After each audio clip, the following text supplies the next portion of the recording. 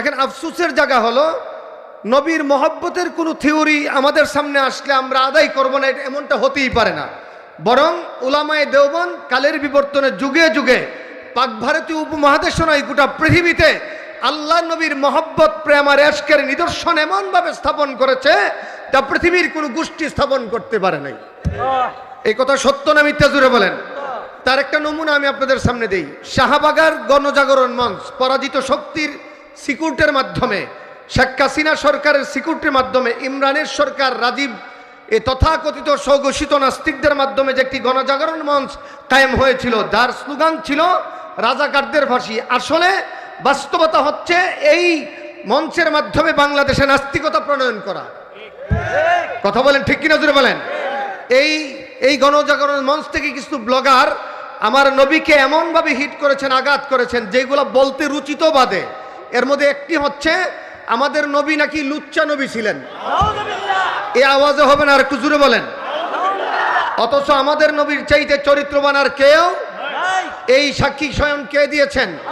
একটু মহব্বতে বলেন না, কে দিয়েছেন?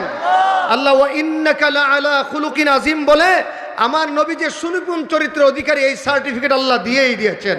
বিপরীতে নাস্তিকরা কো আমার নবী ছিল লুচ্চা নবী। আচ্ছা বলেন, রসুলের উপর অপমান কোনো মুসলমান সইতে পারে? নবীর উপর অপমান আসলে যদি কোনো মুসলমানের হৃদয় হিট না করে, বোঝা গেল এটা নামে মুসলমান, আসলে বেঈমান। কথা বলেন ঠিক কিনা জুড়ে বলেন। বাংলাদেশের ইতিহাসের সর্বশ্রেষ্ঠ আলেম, সর্বশ্রেষ্ঠ বুজুর্গ, সর্বশ্রেষ্ঠ আল্লাহর ওলি, আমার দেখা সর্বশ্রেষ্ঠ আল্লাহর ওলি শাইখুল ইসলাম আল্লামা আহমদ শফি, যিনি সম্পূর্ণ অরাজনৈতিক ব্যক্তিত্ব।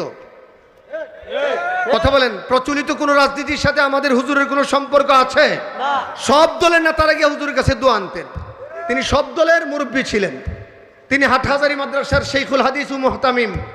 তিনি বাংলাদেশের সর্বোচ্চ উলামা পরিষদের চেয়ারম্যান। তিনি বেফাকুল মাদারিস আল আরাবিয়ার চেয়ারম্যান, হায়াতুল উলিয়ার চেয়ারম্যান। তিনি তাহফুজে খতমে নবুয়তের আমির।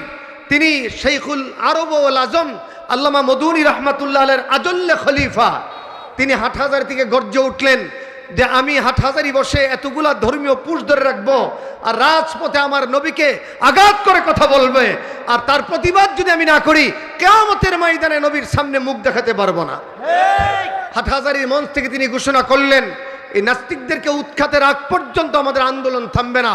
হেফাজত ইসলামের মাধ্যমে তিনি এই 5 মে গভীর রাতে তাহাজ্জুদের সময় লক্ষ লক্ষ মানুষের জমায়েতের মাধ্যমে তদানীন্তনকালে স্বৈর শাসকের পেটুয়া বাহিনীর মাধ্যমে বুলেটের আঘাতে হাজার হাজার নবীর প্রেমিককে রক্ত দিয়ে এই শাহবাগীদের কবর রচনা করেছে। আসলে তাদের আগা গুড়াই নবীর সুন্নত নাই। কথা বলেন ঠিক কিনা জুড়ে বলেন। দেখেন আফসোসের জায়গা হলো নবীর মহব্বতের কোনো থিওরি আমাদের সামনে আসলে আমরা আদায় করব না, এমনটা হতেই পারে না। বরং উলামায়ে দেওবন্দ কালের বিবর্তনে যুগে যুগে পাক ভারতীয় উপমহাদেশ নয় গোটা পৃথিবীতে আল্লাহ নবীর মহব্বত প্রেম আর এশকের নিদর্শন এমনভাবে স্থাপন করেছে যা পৃথিবীর কোনো গোষ্ঠী স্থাপন করতে পারে নাই। এই কথা সত্য না মিথ্যা জুড়ে বলেন।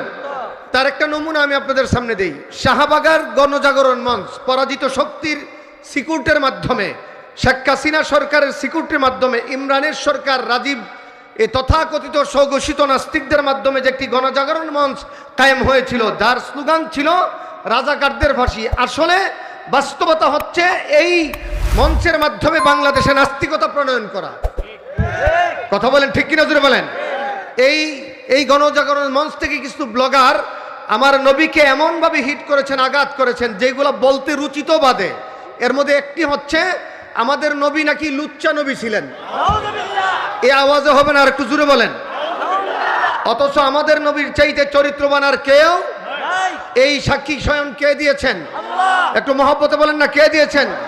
আল্লাহ। ওয়া ইন্নাকা লাআলা খুলুকিন আযীম বলে আমার নবী যে সুনিপুণ চরিত্রের অধিকারী, এই সার্টিফিকেট আল্লাহ দিয়েই দিয়েছেন। বিপরীতে নাস্তিকরা কো আমার নবী ছিল লুচ্চা নবী।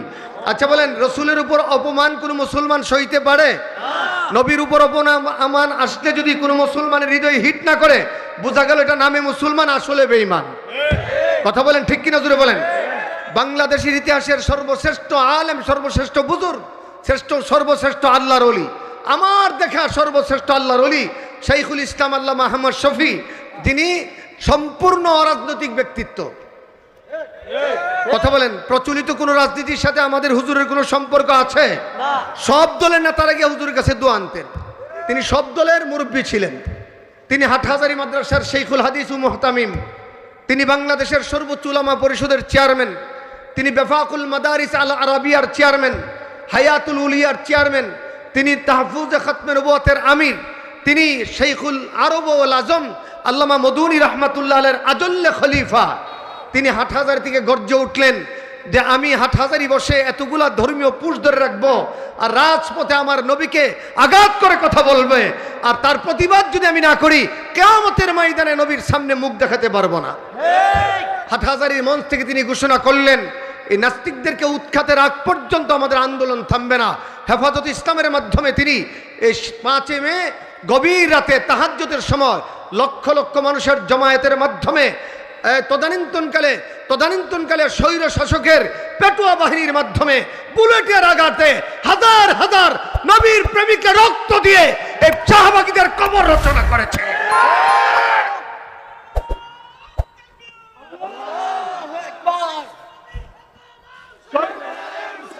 ছোট্ট একটি কথা শুনেন ভাই, সমকম আমার দিকে তাকান।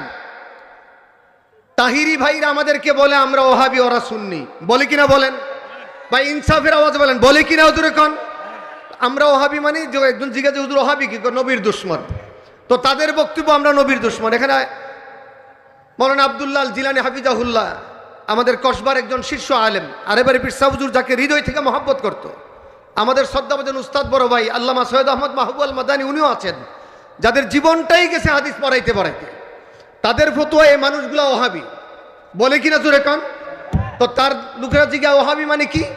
ওহাবি মানে ওহাবি হচ্ছে নবীর দুশ্মন। ঠিক আছে, ওদের ফতোয়া, কিছুক্ষণের জন্য আমরা নবীর দুশ্মন হইলাম। তো নবীর দুশ্মন যদি আমরা হয়ে থাকি, আল্লাহ মাহমুদ শফির অনুসারী হেফাজত যদি নবীর দুশ্মন হয়ে থাকে, তো নবীরে গালি দিলে তো আমরা খুশি হওয়ার কথা ছিল। আর যারা নবীর আশেক তারা তো নবীর জন্য রক্ত দিতে ময়দানে নামার কথা ছিল। আরে ভাই কথা বলেন না কেন? 2013 সালে সিন্নুখুরদের এই মিছিল কর্মীওয়ালাদেরকে রাস্তায় দেখা গেছে? অদ্যাবধি কোন নবীর দুশ্মনদের বিরুদ্ধে কথা বলতে, মুখ খুলতে দেখা গেছে? বরং নবীর প্রেমিকদের এই আন্দোলনকে প্রভান্বিত করার জন্য বিরুদ্ধে ফতোয়াবাজি করেছে।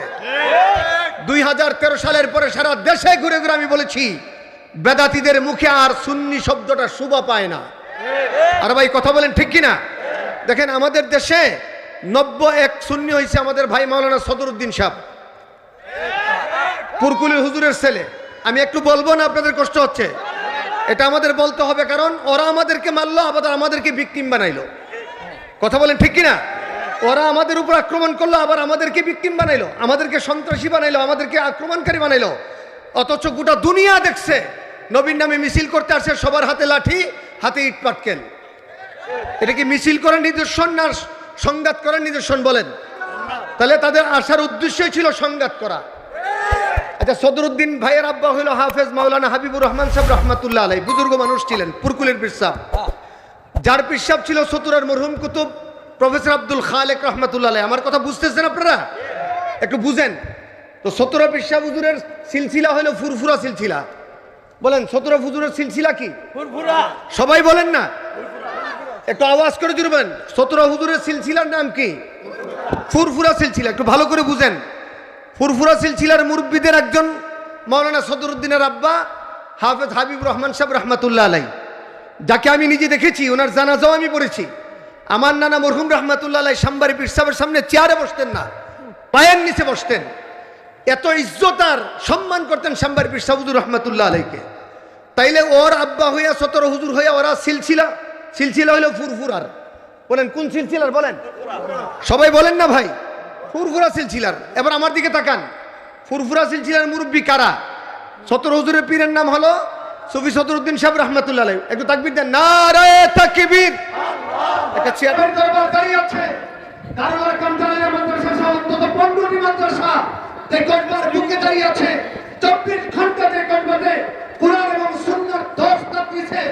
আলা তাআলা রাসূলুল্লাহ পাশাপাশি আল্লাহর কালামের তেলাওয়াতের মুখরিত এই কোটবাকে বেদাত করতে দেওয়া হবে না। কথা বলেন ঠিক কিনা? জোরে বলেন। আপনার কাছে একটা ওপেন চ্যালেঞ্জ বলি, এই জশ্নে জুলুস নামক বেদাত কোরআন হাদিসে নাই, ইজমাতে নাই, কিয়াসে নাই, ফুরফুরা সিলসিলার মুরব্বিদের আমলে নাই। কথা বলেন ঠিক কিনা জোরে বলেন। কত করলো আপনারা ভারতের নবীর দুশমনের বিরুদ্ধে মিছিল করছেন, আমরা বাধা দিছি। ভালো কাজে আসেন, আমরা সহযোগিতা করব। আর সংঘাতের জন্য যদি করতে আসেন তবে মনে রাখবেন রক্ত দিব, তবে ওই সংঘাত তর্ক করছে মেনে নেবে না। আপনারা কি এই দাবির সাথে একমত আছেন? তাদের হাত উঠে আল্লাহকে দেখান।